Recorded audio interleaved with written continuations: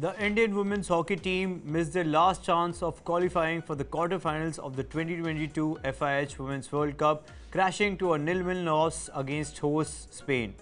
Savita Punia was once again brilliant as she made 8 phenomenal saves. However, she conceded a goal with just 3 minutes remaining in the game. Hello and welcome to News9 Special Show. This is Hardik Agrawal and today I'm being joined by Sandeep Mishra and Amit Kamath.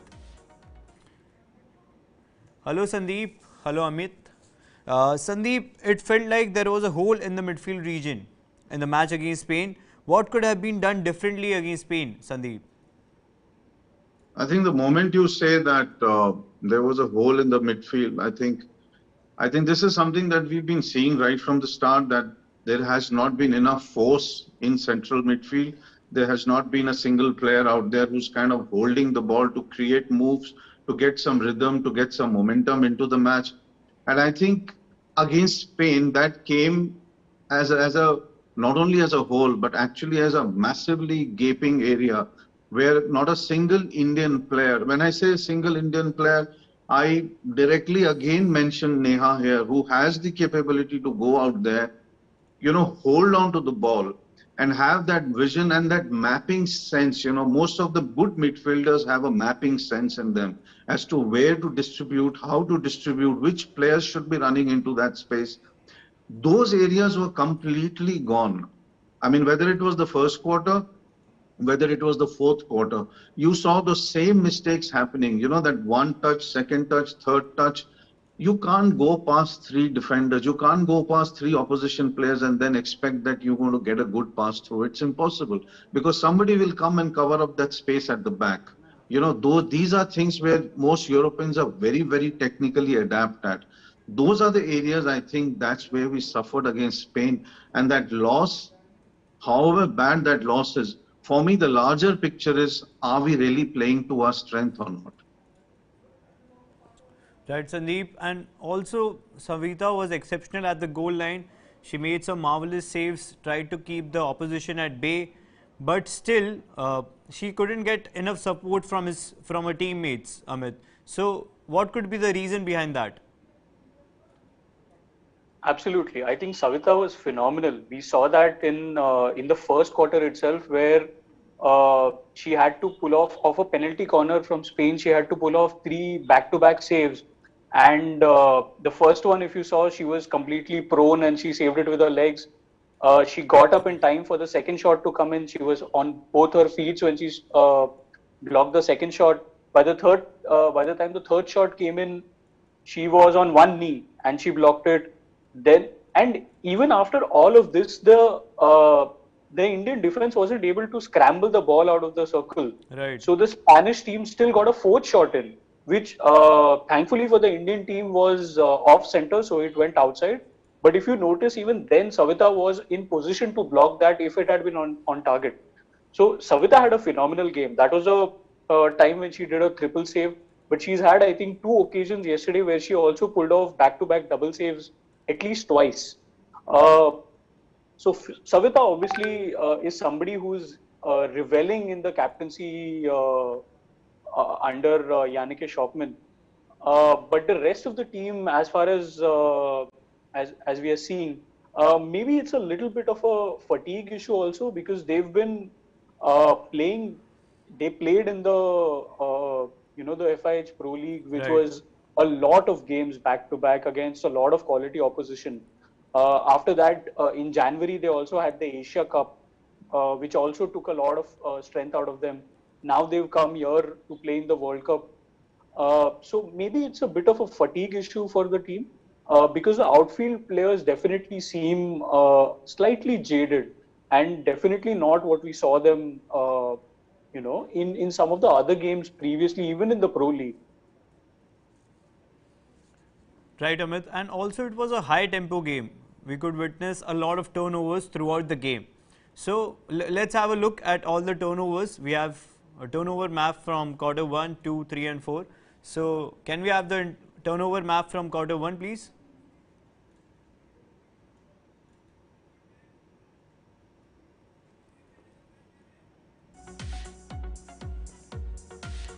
This is the turnover map from first quarter. Both teams ended the first quarter with 10 turnovers. There were some crucial interceptions as well. Let's talk about the one that Udita made at the start of the game, Sandeep. So, your point of view on Udita's defensive capabilities throughout the tournament and specifically against Spain last night? I think she was right from that save that she did in the first quarter till almost up till the fourth quarter. There were a couple of mistakes that happened in the middle, but you expect a defender to completely. A defender honestly cannot play 9 out of 10, 9 out of 10, 9 out of 10 constantly. Simply because they need support from the other two. They always need support to go up. The one good thing about Udita is that she constantly strives to take the ball up. There's one mistake that she does when she goes up is basically that she tries an over dribble. Now, an over dribble against Spain, you just might be able to do, but against top teams, it's very difficult to kind of sustain. That is the kind of tempo that very rarely, you see in the men's game, Harmanpreet doing one dodge, two dodge, but even there he probably does a through pass. Those are the areas where Udita really needs to improve. Apart from the defending that she does marvelously, I think her moving up is something that the team needs to look forward to. That's where the coach should come in. But before you play the second, third, and the fourth, there's one thing I really need to also say is that the central defender's role is not exactly pure defending. It's also scanning. It's also figuring out who's ahead. It's also figuring out who's in the central defender. And we constantly see a central defender or a deep defender gives the ball to a midfielder and then takes it back. Now that advantage, we never see this with this team. Also because the aerial balls are missing, you don't have the forwards in place. So the turnovers will come. They are frenetic turnovers because you're trying to dodge 2, 3, 4 players at the same time. The other one is going to take the ball away. And I think that's what we saw in the first two at least.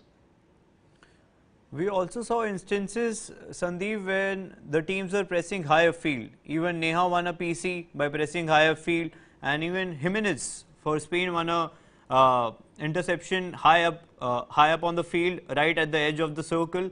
So, but they were not able to score despite pressing high. So, what went wrong there?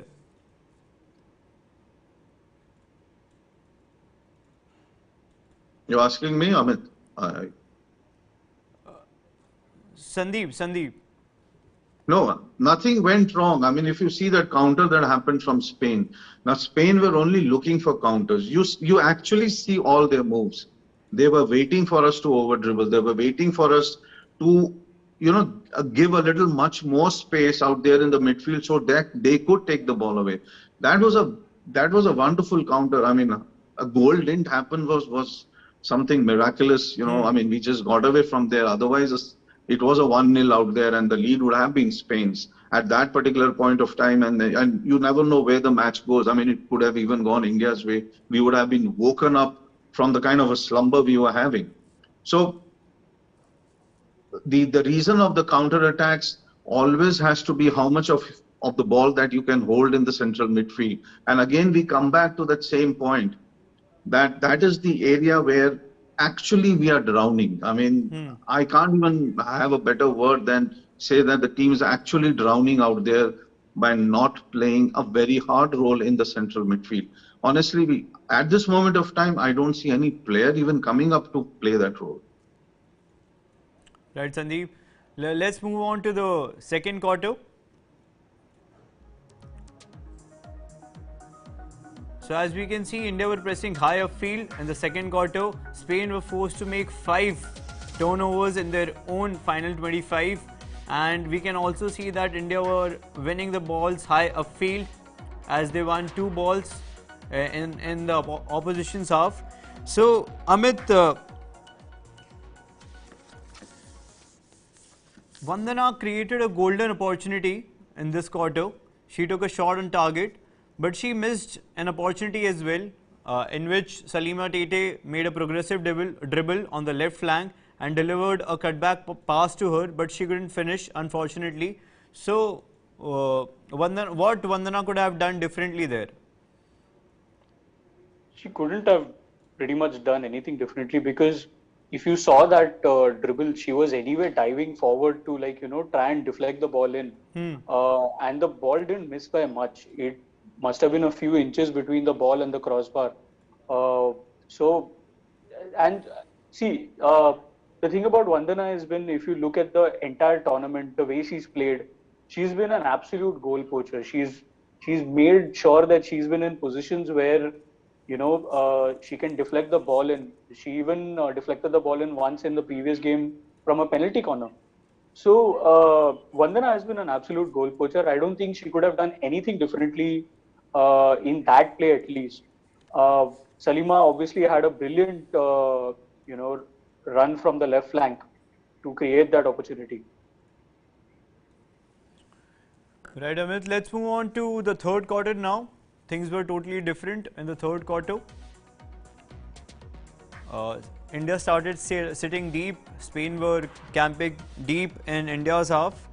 And again, India got few opportunities on the PCs, but they couldn't deliver. So, Sandeep, lack of variations on PCs, not enough power placement. What was wrong on the PCs, Sandeep? I think everything's going wrong on the PCs. As we had discussed this earlier, penalty corners early on give you a rhythm and a momentum, and it's a three-pronged thing. It's just not dependent on the flicker. You can't always, it's very easy to blame the person who's taking a flick always in hockey, because the other two parts, we don't kind of, understand too much that the injection is going to come in, the stop has to be absolutely correct. I think in all these three parts, one part, if it kind of is a half a second late, or somewhere even the distance is not mapped properly, your flick is not going to go in. But largely, I think the team started getting afraid of the flick. You always get afraid when it's almost like a center forward philosophy. The more he misses or the more she misses, the more you start feeling that the ball shouldn't come to me. And that's exactly what actually I felt during the penalty corners. At the moment a penalty corner was given, this whole bunch of the girls that are in the team who look at the PCs from a very different angle, they start getting fearful of it. They start feeling, now what am I supposed to do? Which is the variation to bring in? Now, this is where the communication between the management and the team, and I think just before the show we were discussing this exactly, is the communication where it lines up are clear or not? Whether the coach, whatever she wants, is that happening there? I may be assuming here, but these assumptions are based on what we see. We don't know what's happening inside, honestly. But the assumptions of mine are based that when you start taking a direct hit and you're not taking a flick, now Gurjeet may not be there at that point of time, but even a direct flick can always have a variation in it. There are at least 4 to 5 variations that you can give to a direct flick. And I didn't see that. Now, why was the variation not happening? Was Vandana in that whole team talk in terms of variations? Was Tete in that whole team talk? Was Sharmila in that? All of these things one couldn't see there, of a gaggle of 4 or 5 or 6 girls coming together and saying, okay, let's do it this way.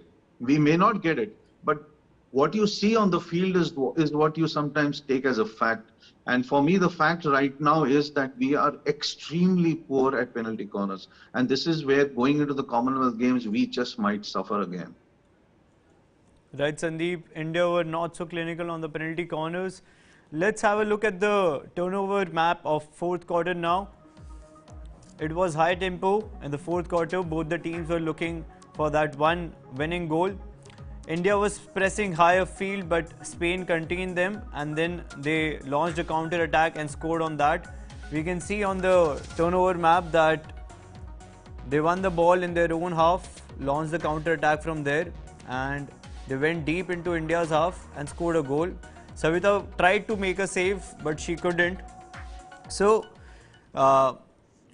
what could have been done differently in the fourth quarter, Amit? And should India have pressed so high a field, or they should have, stayed balanced so that they could have been more comfortable on the defensive transitions? Actually, Savita did, she did cut out the cross, which came in from the right flank just before the goal.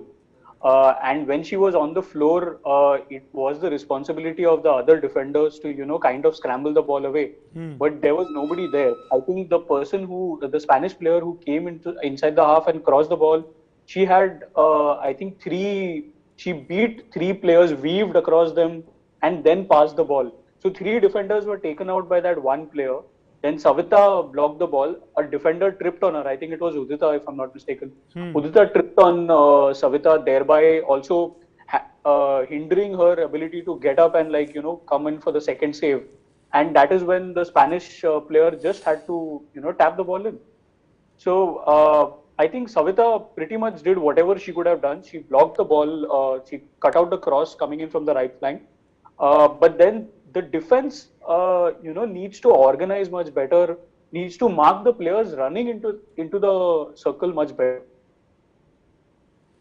Right, Amit. Unfortunately, India couldn't redeem themselves even in the last 3 minutes when Spain were down by two men, and they played some misplaced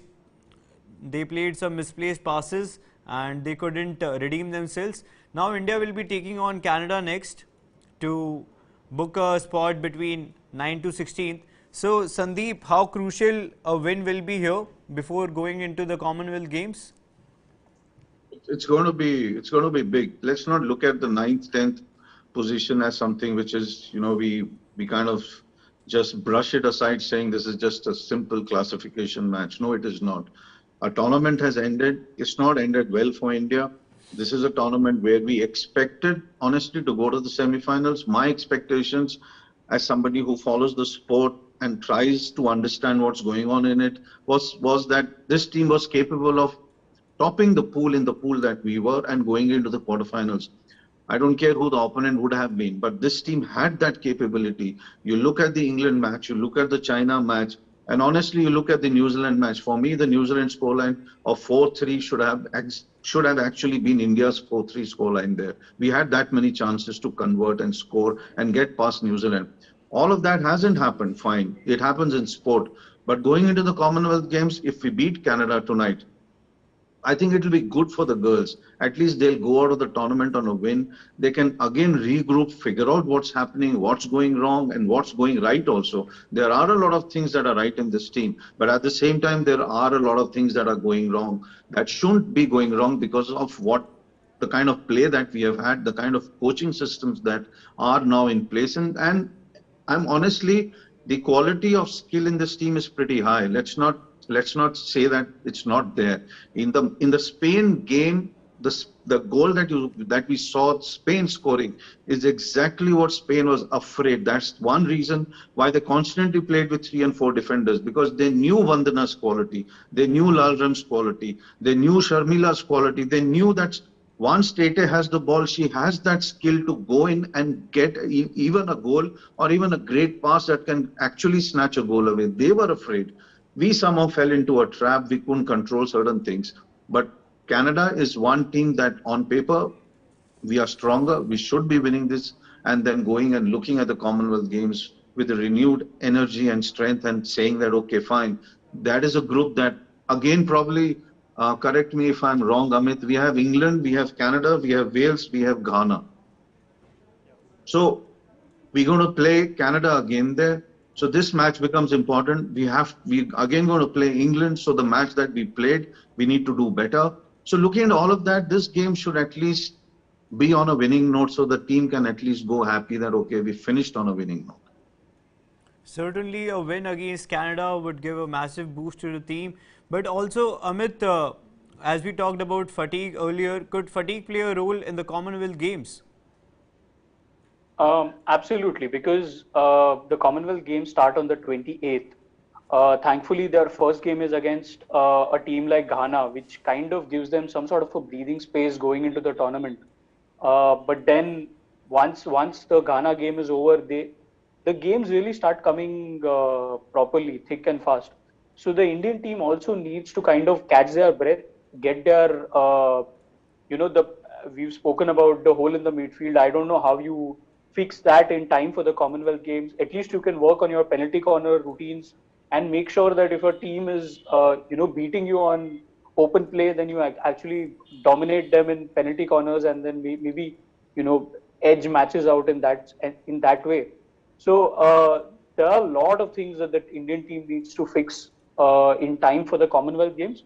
But at least the good part, at least the positive for Yannick Schoppmann is that the public at large in India is actually disappointed that the team has not made it to the quarterfinals. Initially, maybe before Tokyo, if a team would not have made it into the quarterfinals, the expectations weren't that high. Right now, we have high expectations because of what they've done. So I don't know whether the team takes that as a pressure or takes that as a flattering indication of where they are in world hockey. But yeah, there are lots of questions to be answered before they go into the Commonwealth Games. Right, Amit. Thank you so much, Amit. Thank you so much, Sandeep. This was a fun chat. Watch out for the space. That's it from the show. We'll be back with more interesting news, insights, facts, and figures from the world of sports. If you like this piece of information, then don't forget to press the like button. That's it for now. This is Hardik Agrawal signing off.